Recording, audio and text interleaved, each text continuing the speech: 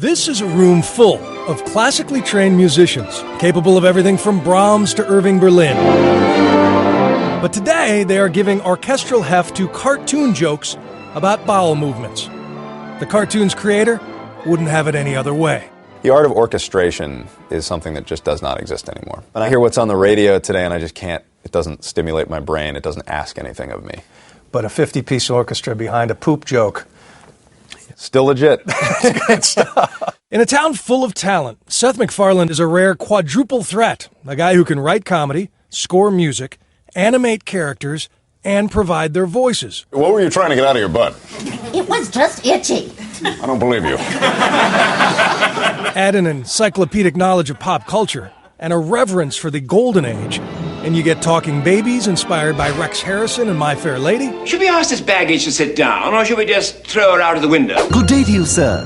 And now prepare to die. And alien versions of Paul Lynde in Bye Bye Birdie. I don't care.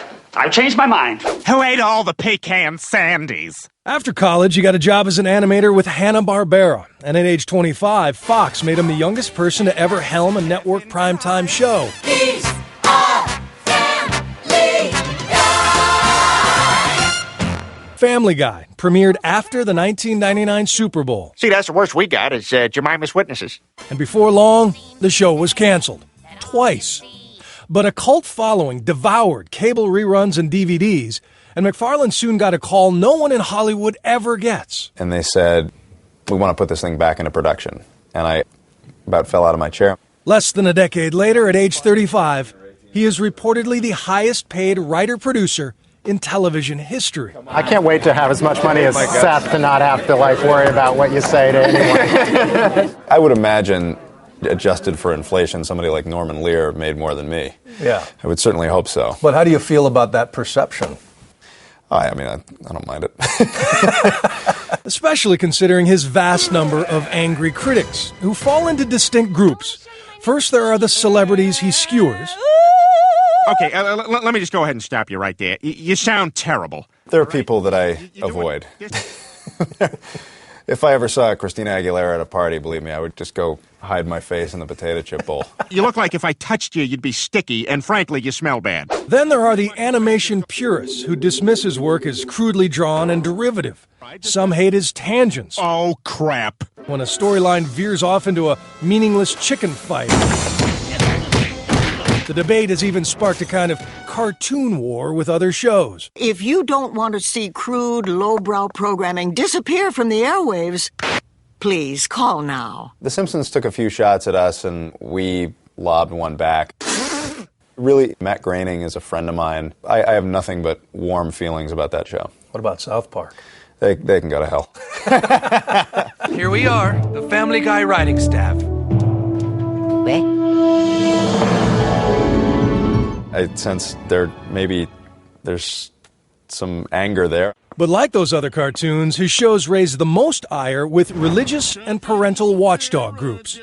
If there is a taboo line, chances are MacFarlane has leaped over it. You have AIDS. Yes, you have AIDS. Not HIV, but full-blown AIDS. I just started jotting down some of the topics covered and some of the jokes made at the expense of paraplegics, the deaf, pedophilia, bestiality, AIDS. You've got an opera version of the Nicole Simpson murders, the JFK Pez dispenser where candy comes out of his wound. Yeah.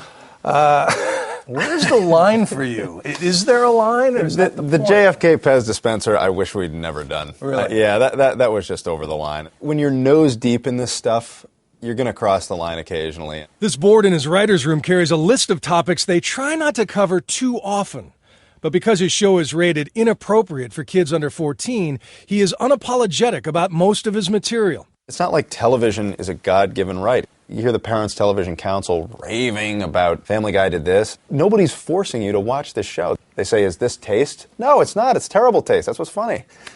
They make the argument, with an animated show, a kid is going to stop the remote. But animation, when it was conceived in the 20s, it was marketed to adults. Yeah. And you can't hold a whole medium hostage because you think this is who it might appeal to you. Joke about your bowels and they order in the troops. Any baby with a brain could tell them everybody poops. What's been your biggest battle with the FCC? Poop jokes are the single biggest offender, which shocks the hell out of me. Your tax dollars at work, America. You'll never win by messing with the fellas at the freaking FCC. If they said to me, you can have one phrase that you can use that's not allowed on TV as an expletive, it would be Jesus Christ. Because I'm from New England, people go, Jesus Christ. You know, it's just how people talk. And that's the most frustrating for me, is that there are times when Peter has to say, damn it, and it's just doesn't have that extra punch. As, you know, the New England guy shouting, God damn it, you know. Is it true that if you use Jesus Christ as an exclamation, you then have to show? He has to be in the room. He has to be there. Yeah. You can't say Jesus Christ as an expletive, but if you say it, you can widen to him, you know, in bed with a hooker, and then it's fine.